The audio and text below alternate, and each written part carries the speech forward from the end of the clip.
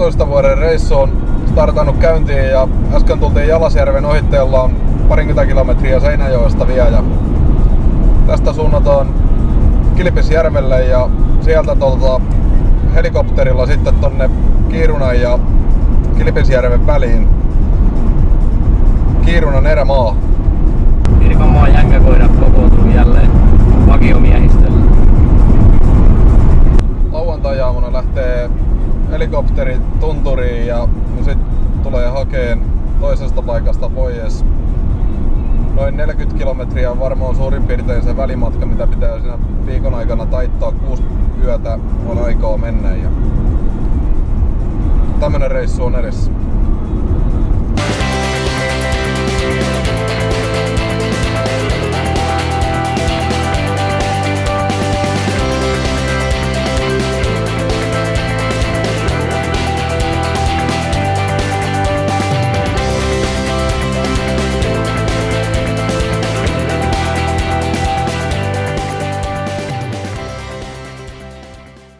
No niin, retkikuntamme saapui Kilpisjärvelle. Matka meni mukavasti. Noin 1100 kilometriä tuli mittariin ja käytiin tossa syömässä aamupala. Ja nyt odotellaan, että helikopteri saapuu tähän paikalle ja päästään sitten sinne oikeille mestoille eli erämaahan kaloja pyytää. Mikäs meillä on fiilikset? Tästä lähtee. Tunnelma katossa. Odottavat iso kalaa lähdetään hakemaan ja toivottavasti saadaan. Tohon tulee kopteri ja tonne painetaan. Ja me lyötiin äsken tuossa aamupalalla sellainen veto, että se kuka saa reissun isoimman kalan, Eli minä. Puhutaan jalokalasta, Eli ei Mika. niin sille sitten kaikki muut tarjoaa juomat sitten siinä paikassa, missä viivytään viimeinen yö. Näillä mennään. Sano moikka.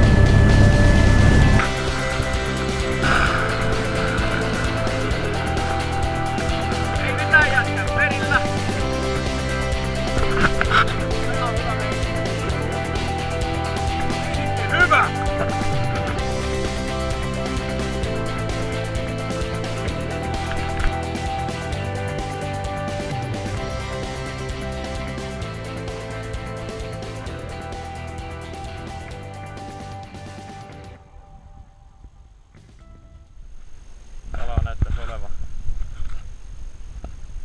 muutama harjus jo tullut. Mennään katsomaan tää tarkistusmittaus. 35 senttiä, se on hena siinä mitta, eli on mitä parhain. Kaloja pintoo koko ajan ja itikkaa on. No niin. Täällä on Valtterilla harjus kiinni. Ei oo iso, mutta kala kuitenkin.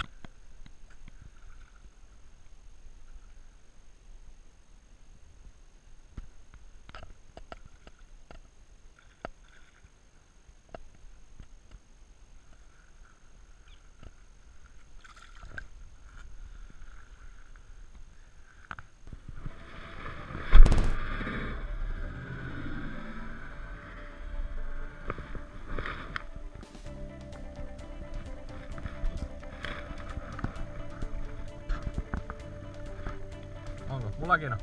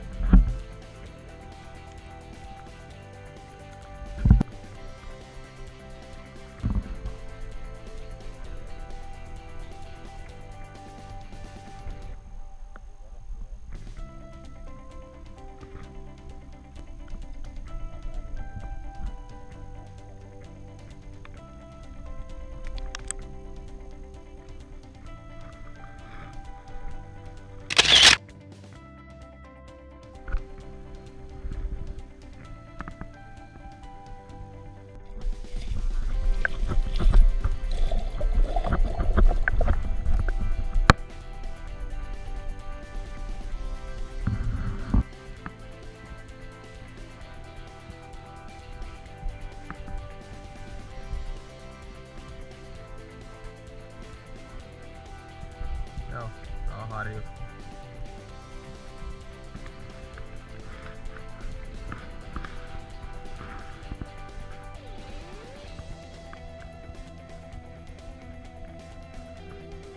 No, tää on virta.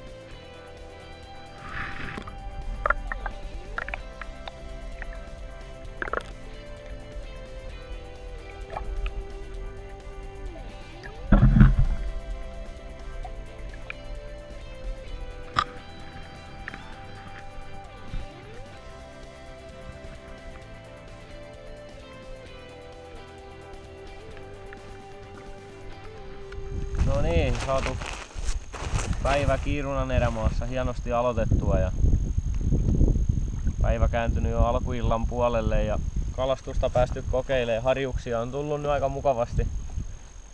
mukavasti ja hyvän kokoisia. Isomukset puuttuu vielä, mutta kyllä niitäkin varmaan täältä löytyy.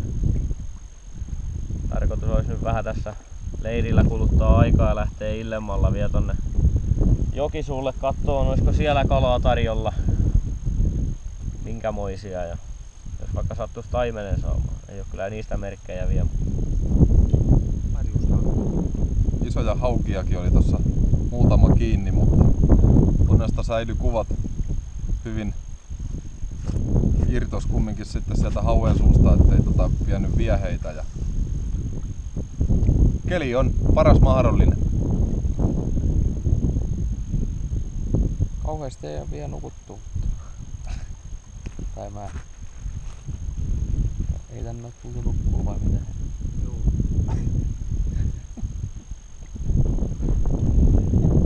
Jussi ei nuku koko reissulla silmässä. Ei. No 2 vuorokauden aikana se 5 tuntia nukkuu. Vähän liikaa. Jos jollain jaksaa. Ei mitään. Näihin kuviin.